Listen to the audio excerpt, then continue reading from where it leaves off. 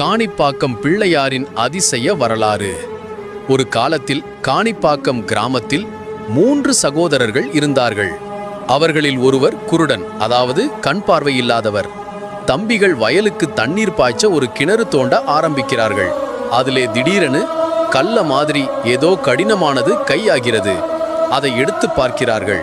அது ஒரு விநாயகர் சிலை. ஆனா அசரீரமா நடந்தது என்ன தெரியுமா? வெட்டிக்கிட்டு இருந்த அந்த கிணற்றில் சிவப்பு நிற ரத்தம் பாய ஆரம்பிச்சது. அது சாதாரண ரத்தம் அல்ல.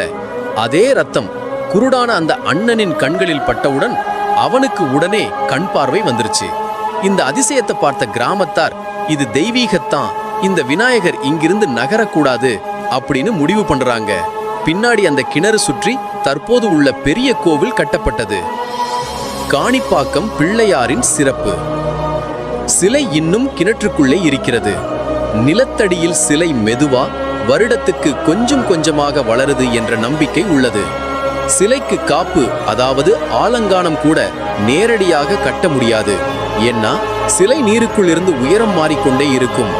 கோவிலின் பெயர் வரசித்தி விநாயகர், விரும்பியது நிறைவடையச் செய்கிற பெருமாள்.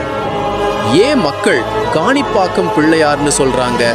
காணி பிளஸ் பாக்கம் என்னன்னா, இது முன்பு நீரால் நிரம்பியிருந்த நிலத்தை குறிக்கும் பழமையான பெயர்.